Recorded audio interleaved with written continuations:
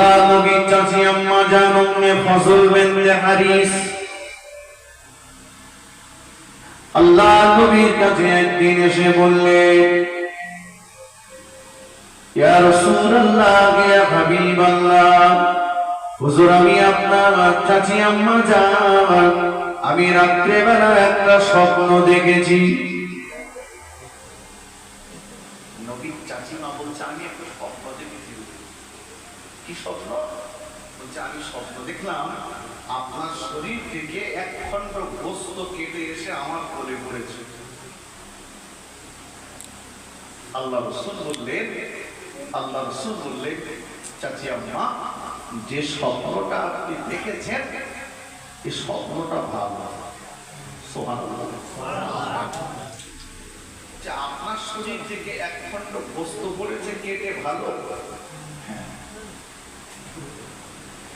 আল্লাহ নবী বলেছিলেন, চাচি আম্মা জান, ফাতেমাকে আল্লাহ পাক একটা পুত্র সন্তান দিয়েছেন। ফাতেমার গর্ভে আল্লাহ পাক আর একটা পুত্র সন্তান দেন। ওই চাচি আম্মা জান, ওই পুত্র সন্তানটা দুনিয়া জমিনে ভূমিষ্ঠ হওয়ার পরে ওর লালন পালন করবার দায়িত্বটা আপনার উপরে ন্যস্ত হবে, ওর দায়িত্বটা আপনার উপরে পতিত হবে। এজন্য চাচি আম্মা জান, আপনি দেখেছেন আমি রাসূলুল্লাহ আমার শরীর থেকে এক খণ্ড গোস্ত আপনার কোলে এসে পড়েছে।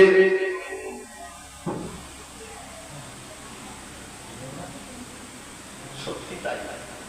আল্লাহ ফাতেমার দুটো বেটা সন্তান দিলেন, একটা হাসান আর একটা হুসাইন। তো হুসাইন রাদিয়াল্লাহু আনহু খুব সংক্ষেপ করে বলছি, দুনিয়াতে ভূমিষ্ঠ হওয়ার পরে রাসূলের চাচি আম্মা উম্মে ফজল বিনতে হারিসের উপরে দায়িত্বটা পড়ল লালন পালনের।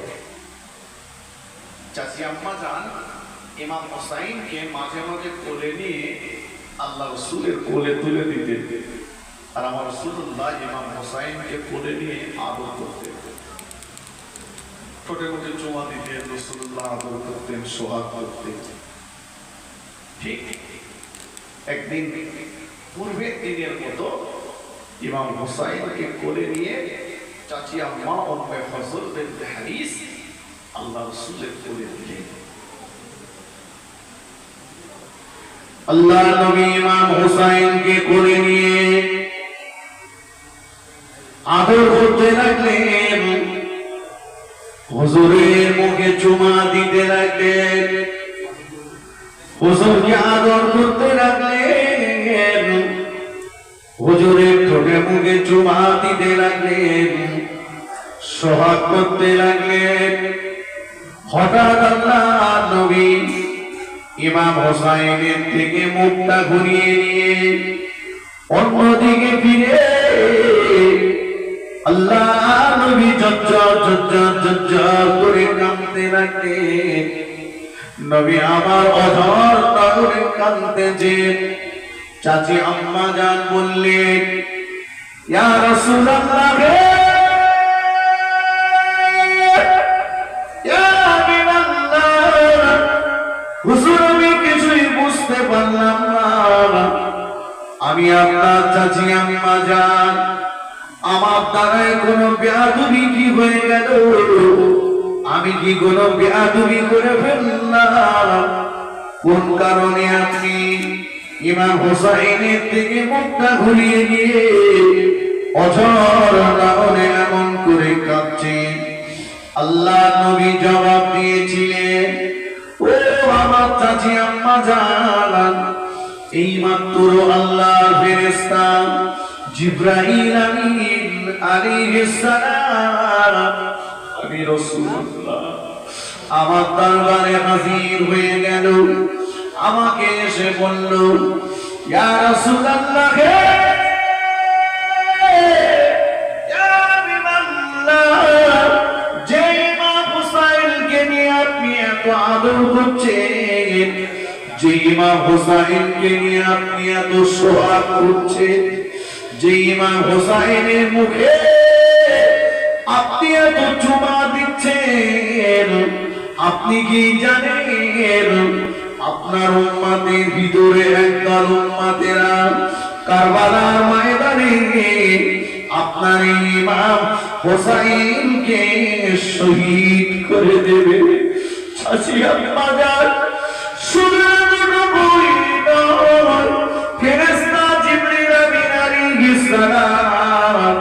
আমার ইমাম হোসাইনের খুন কারবালার ময়দানের যে জমিনে পড়বে, ওই জমিনে রক্ত মাখা কিছু লাল মাটি নিয়ে আমি রাসূলুল্লাহকে দেখিয়ে গিয়েছেন।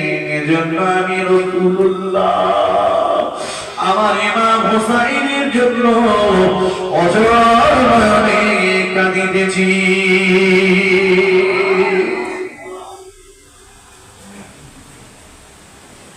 ভাই, আমার বক্তব্য, জিবরিল আমিন বলে গেছেন ইমাম হোসাইন শহীদ হবে, তখন ইমাম হোসাইন দুনিয়াতে বেঁচে আছেন না নেই? এরকম বললে ঘন্টার পর ঘন্টা বলে যাবে, বলা যাবে যে রাসূলুল্লাহ হায়াতে জিন্দেগিতে থাকাকালীন বলে গেছেন যে ইমাম হাসান হোসেন শহীদ হবে। তাহলে রাসূল যেটা বলেছেন সেটা হবে না? হবে না? হবে।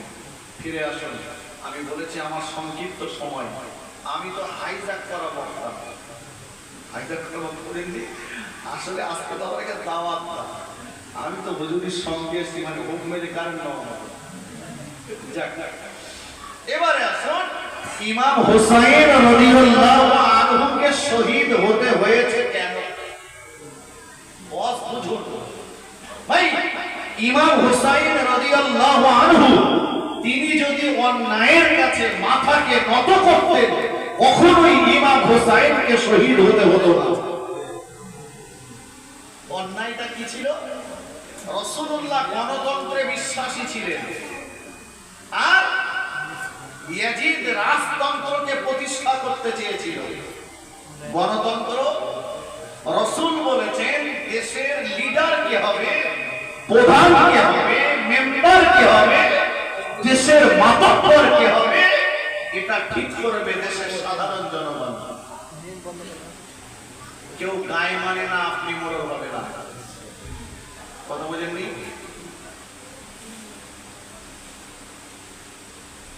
রাসূল বলেছেন দেশের লিডার কে হবে, ঠিক করবে সাধারণ জনগণ। ভাই, আমিরে মুআবিয়া রাসূলুল্লাহর সাহাবী ছিলেন। উনি ইন্তেকালের আগে ওনার চিন্তাতে যে আমার খেলাফতের পরে মুসলমানদের ভিতরে এই খেলাফত নিয়ে যাতে দ্বন্দ্ব না হয়, মারামারি না হয়, তাই উনি নিজের বেটা ইয়াজিদের জন্য বায়াত গ্রহণ করছেন। তৎকালীন জামানার বেশিরভাগ মানুষেরা আমিরে মুআবিয়ার এই প্রস্তাব ইয়াজিদের খেলাফতকে মেনে নিলেও মেনে নিতে পারেননি মুসলিমেও কয়েকজন, তার মধ্যে প্রধান ইমাম হোসাইন রাদিয়াল্লাহু আনহু, আব্দুল্লাহ ইবনে জুবাইর রাদিয়াল্লাহু আনহু। আমার কথা বোঝা যাচ্ছে? আচ্ছা ভাই, যে কারণে ইমাম হোসাইনকে শহীদ হতে হয়েছে, যে ইমাম হোসাইন বললেন আমি দুনিয়াতে বেঁচে থাকতে আমার নানাজির প্রতিষ্ঠিত গণতন্ত্র কবরে চলে যাবে, আমার নানাজির প্রতিষ্ঠিত গণতন্ত্র ভূলুণ্ঠিত হবে, আমার নানাজির প্রতিষ্ঠিত গণতন্ত্র বিসর্জন হবে, এটা আমি মেনে নিতে পারবো না, এর প্রতিবাদ আমার করতেই হবে। ভাই, আজকে যারা মুহররমের জলসা দিয়েছি, যারা শুনছি, যারা করছি, এই অন্যায় আমরা কেউ জড়িত আছি না নেই? কেন বলেন? দেখিয়ে দেবো। চাচা বেলা 11টার সময় ভোট দিতে গেছে, 11টার সময় চাচারে বলতেছে তোমার ভোট দিতে হবে না। কেন খোকা? আমি তো ভোট দেইনি।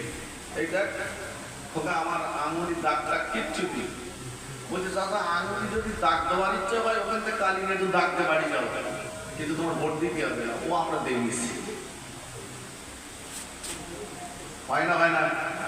তাই কথা বলে। আর এই সমর্থন এ জামানার কিছু মোল্লা মৌলবি, এ জামানার কিছু টুপিওয়ালা দাড়িওয়ালা, এ জামানার কিছু হাজি সাহেব দাদি সাহেব করে না করে না? কথা বলেন। তাহলে ইমাম হোসাইনের মহাব্বতে কাঁদবো আর রাসূলুল্লাহর গণতন্ত্র বিসর্জন দেবো, ও কান্না। চাচা কাঁদছো কেন? বলে সঙ্গে কুকুর রয়েছে, না খেয়ে মরে যাচ্ছে তাই। বলে চাচা তোমার প্যাকেটে কি? বলে প্যাকেটে রুটি। বলে ওই দিনই তো কুকুরটা খেলে বলবো না বাবু। শান্তি ভাই এক মাস বসে বসে কাঁদবো, কিন্তু ঝোলার রুটি দেবো না। এই কান্না কি সেই কান্না না? ঝোলার রুটি বার করুন, ঝোলার রুটি বার করুন, অন্যায়ের প্রতিবাদ করুন। হাত দিয়ে যদি সক্ষম না হয় জবান দিয়ে করুন, জবান দিয়ে যদি না হয় অন্তর থেকে ঘৃণা করুন। একটা কথা মনে রাখবেন, অন্যায় যে করে, অন্যায় যে সহ্য করে, এরা দুজনাই সমান দোষী। লম্বা কথা বলতে বেড়ে যাবে, ফিরে আসবেন। ইমাম হোসাইন বললেন আমি এর প্রতিবাদ করব।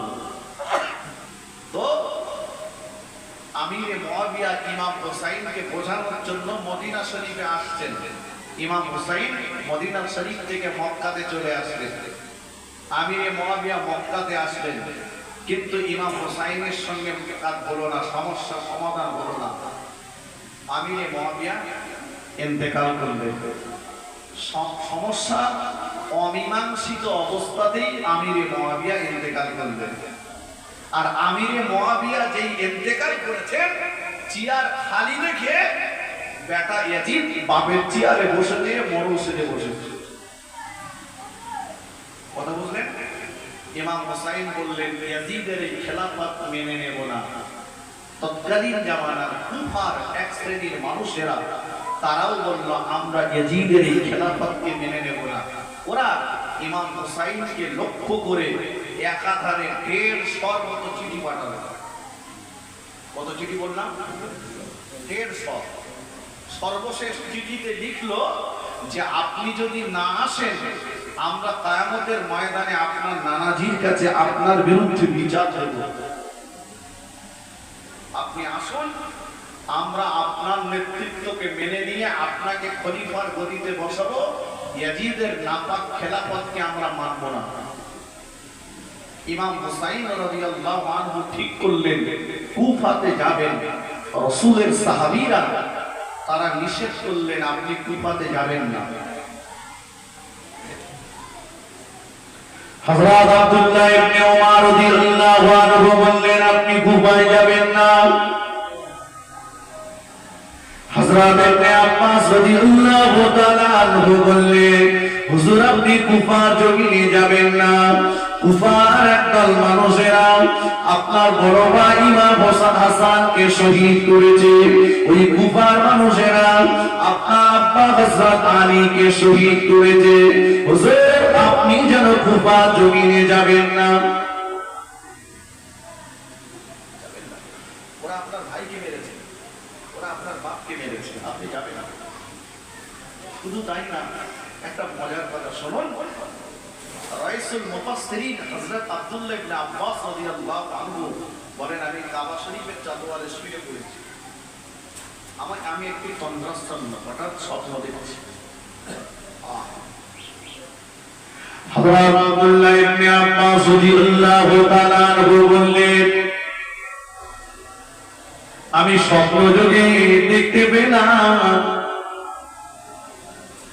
আল্লাহ নবীর কলিজার টুকরি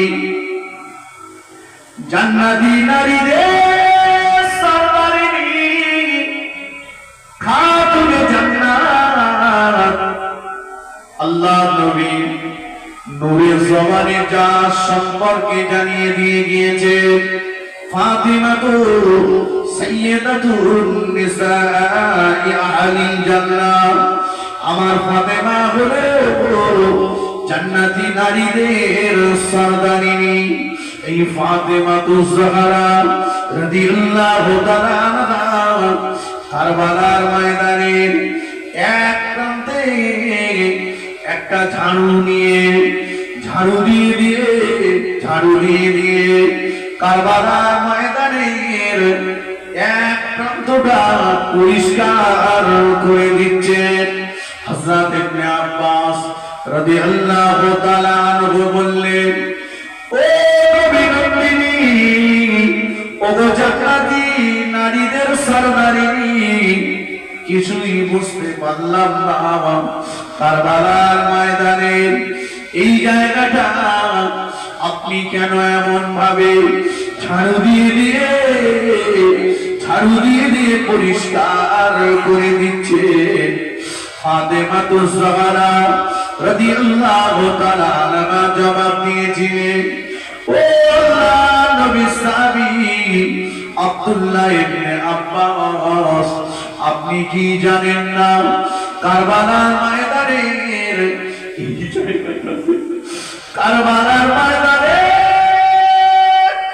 এই জায়গাটাতে আমার বেটা ইমাম হুসাইন রাদিয়াল্লাহু তাআলা আনহুকে শহীদ করে দেওয়া হবে। কারবালার ময়দানের এই জমিনে আমার ইমাম হুসাইনের রক্ত ঝরে ঝরে পড়বে। তাই আমি জনপ্রকৃতি কারবালার ময়দানে যে জমিনে আমার ইমাম হুসাইনের খুন ঝরে ঝরে পড়বে, ওই জমিনটা ঝাড়ু দিয়ে পরিষ্কার করে দিচ্ছি। আব্দুল্লাহ ইবনে আব্বাস বলেন, আমার বুক ভেঙে গেল।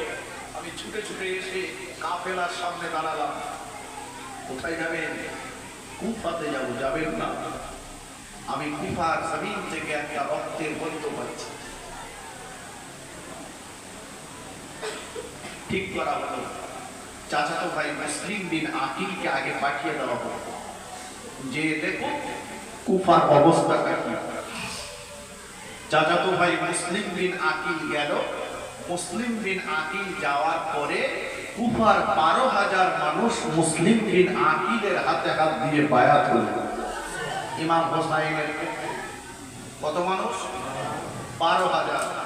যখনই 12,000 মানুষ বায়াত হয়েছে, মুসলিম বিন আকিল সঙ্গে সঙ্গে একটা চিঠি লিখে ইমাম হোসাইনকে লক্ষ্য করে ছেড়ে দিলেন যে হুজুর আপনি চলে আসুন, এখানকার 12,000 মানুষ আপনার পক্ষে আছে। এই চিঠি যেই ছেড়েছে, ইয়াজিদ কি করলো, ওই সময় কুফার গভর্নর ছিলেন রাসূলুল্লাহর একজন সরল সাদাসিধে সাহাবী, যার নাম নুমান ইবনে বাশীর রাদিয়াল্লাহু আনহু। খুব সরল মানুষ, সাদাসিধে মানুষ। তো ইয়াজিদ দেখলো যে একে গভর্নর রাখলে আমার রাজত্ব চলবে না।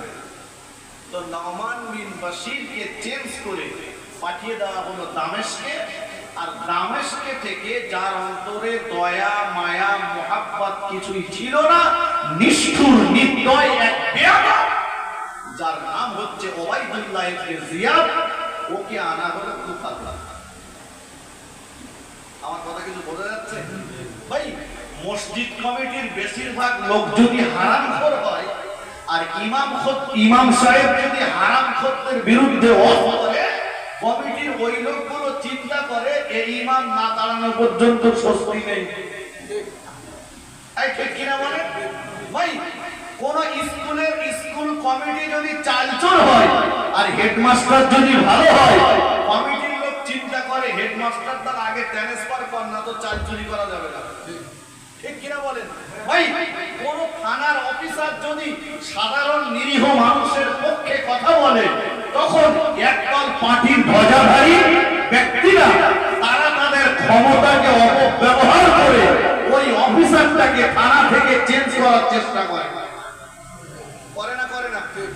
ঠিক তথৈবত সে জামানায় কুফার গভর্নর নুমান ইবনে বাশীরকে চেঞ্জ করে ওবাইদুল্লাহ ইবনে জিয়াদের মতো একটা জানা সন্তানকে এনে বসিয়ে দেওয়া হলো। এসেই হুমকি দিচ্ছে ইয়াজিদের নামে খেলাফত থাকতে হবে, তা না হলে লক্ষ্মীর ভান্ডার বন্ধ, তা না হলে ডিরবল দেবো না, চাল দেবো না, কিচ্ছু দেবো না, আরো দেশদ্রোহী তকমা দেবো। এই শুনতে পাচ্ছেন? এরা 12,000 তখন চিন্তা করলো সর্বনাশ করেছে, এ দলে থাকলে তো মাল পাবো না, ও দলে থাকলে তো কিছু চুরি করা হলেও মাল পাবো, ঝামেলায় দরকার নেই, উল্টে যায়। ঠিক এইরকম পরিস্থিতিতে মুসলিম বিন আকিল ওবাইদুল্লাহ ইবনে জিয়াদের এগেইনস্টে জিহাদ ঘোষণা করলো।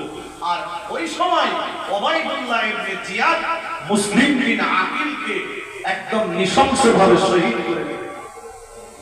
12,000 মানুষ গিরগিটির মতো রং চেঞ্জ করলো। ভাই এ গিরগিটি বানিয়ারাতে আছে না নেই? কত বলেন? যাদের রং পরিবর্তন করতে সময় লাগে না, ভোটের সময় 3-4 জনের কাছ থেকে যে দল হয়েছে তার কাছ থেকে মাল নেছে, বলে ভোট তো দেবো, হয় বসকে দেশে, তা না হলে একজনের দেশে বাকিগুলোর সঙ্গে চিটিংবাজি করে। ঠিক কিনা বলে? কেউ খোলা ময়দানে নেমে বলতেছে আসি তোর পেছনে, শেষ পর্যন্ত হাওয়া বইতে দরকার নেই, মাল বইকে মাল। এই কারবালার ইতিহাস বাস্তবের সঙ্গে মেলান। 12,000 মানুষ রং পরিবর্তন হয়ে গেল, মুসলিম বিন আকিলকে শহীদ করে দিলেন। ইমাম হুসাইন এদিকে চিঠি, তখন তো ফোন ছিল না, চিঠি পেয়ে গেছে যে মুসলিম বিন আকিল বলেছে আপনি চলে আসেন। কথাটা বোঝা যাচ্ছে? চিঠিটা তো আগে চলে এসছে। উনি বুঝতে পারলেন যে রাসূলের সাহাবীদেরকে বললেন, দেখো 12,000 মানুষ আমার চাচাতো ভাইয়ের কাছে বায়াত হয়েছে, তাহলে আমাকে তো যেতেই হবে, না তো ওরা আমার নানাজির কাছে নালিশ দিল। ইমাম হুসাইন 72 জন সঙ্গী নিয়ে রওনা দিলেন। সঙ্গে রয়েছে মহিলা, সঙ্গে রয়েছে বাচ্চা। ইমাম হুসাইন রাদিয়াল্লাহু আনহু যেতে যেতে প্রতিমধ্যে মক্কার বিখ্যাত একজন কবি ফারাজদাকের সঙ্গে দেখা হলো। দাঁড়ান, কোথায় যাচ্ছেন? কুফাতে যাচ্ছি। আপনি কোথেকে আসছেন? কুফা থেকে আসছেন। কুফার খবর বলতে পারবেন? হ্যাঁ বলতে পারবো। আপনার চাচাতো ভাই মুসলিম বিন আকিলকে শহীদ করে দিয়েছে, আপনি যাবেন না কুফাতে, আপনি কুফায় যাবেন না, ফিরে যাবেন। ইমাম হুসাইন বলল, ওরা আমার চাচাতো ভাইকে শহীদ করেছে। 12,000 মানুষ যে বায়াত হয়েছিল, বলে ওরা চেঞ্জ হয়ে গেছে, যাবেন না। মুসলিম বিন আকিলের ভাইরা ইমাম হুসাইনের সঙ্গে ছিল, ওরা তখন বলল আমাদের ভাই মেরেছে, আমরা এর বদলা নেব। ইমাম হুসাইন বললেন, চলো আমরা এর প্রতিবাদ করব। ইমাম হুসাইন রাদিয়াল্লাহু আনহু খুব সংক্ষেপ করে বলেছে, অল্প সময় জি আগিয়ে যেতে লাগলেন। কুফার জমিনে যাওয়ার আগে ইরাকের কাফসিয়া বলে একটা জায়গা আছে, ইরাকের কাফসিয়া বলে জায়গাতে পৌঁছে গেলে যে দেখছেন একদল মানুষ সামনের দিক থেকে আসছে, তাতে 1,000 লোক। ইমাম হুসাইন মনে করলেন ওরা মনে হয় আমার লোক, ওরা আমাকে আগিয়ে নিতে আসছে। মুহূর্তের মধ্যে সামনাসামনি এসে গেল, দেখলো ওই 1,000 লোকের নেতৃত্ব যিনি দিচ্ছেন তার নাম হচ্ছে হোর ইবনে ইয়াজিদ। দাঁড়ান, রাস্তা আটকে দিল। কি ব্যাপার? বলছে আপনাকে এখানে ইয়াজিদের নামে বায়াত গ্রহণ করতে হবে, ওবাইদুল্লাহ ইবনে জিয়াদের কাছে যেতে হবে। ইমাম হুসাইন বললেন, হোর ইবনে ইয়াজিদ, আমাকে যে 150 চিঠি দেওয়া হয়েছে, এই চিঠির ভিতরে কি তোর দেওয়া কোনো চিঠি ছিল না? আমাকে যে 150 চিঠি দেওয়া হয়েছে, এই বল তার ভিতর তো তোর চিঠিও আছে, তুই তো আমাকে চিঠি দিয়েছিস। বলে হ্যাঁ দিয়েছিলাম, আগে একরকম ছিলাম কিন্তু এখন আর নেই।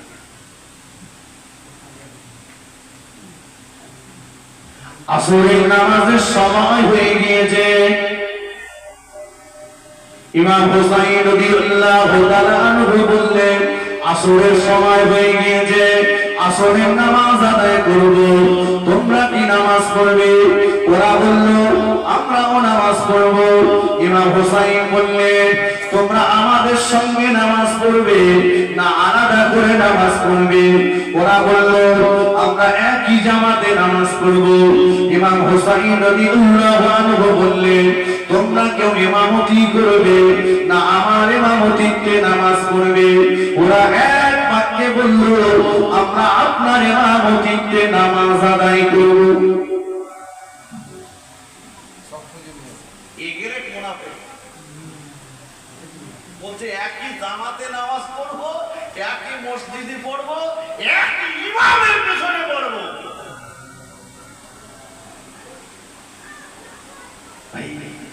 ওরা ইমাম হুসাইনের পিছনেই নামাজ পড়লো। নবীর আওলাদের সঙ্গে বেয়াদবি কি কতটা দেখে।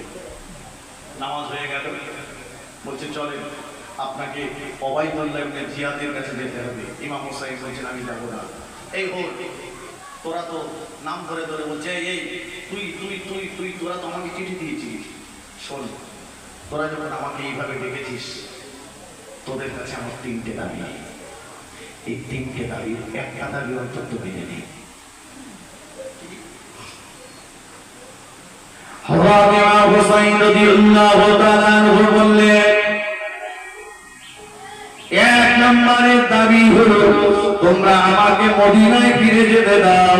আমি মদিনায় চলে যাব, আমার নানাজির মাজারের কাছে দাঁড়িয়ে, নানাজির কবরের কাছে দাঁড়িয়ে নানাজিকে দে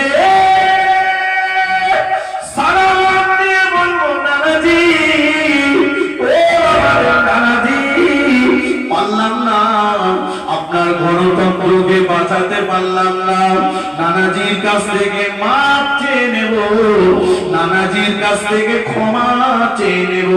কারণ আমার নানাজি বলেছে মানজারা কবরি বাদা ওয়াফাতি ফাকান্নামা যারানি ফি হায়াতি।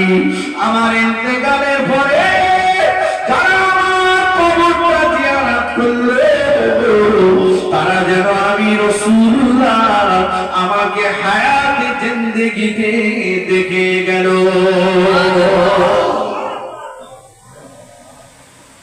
তোরা আমাকে মদিনায় যেতে দে, আমি মদিনায় যে নানাজির মাজারের কাছে যে মাপ চাবো।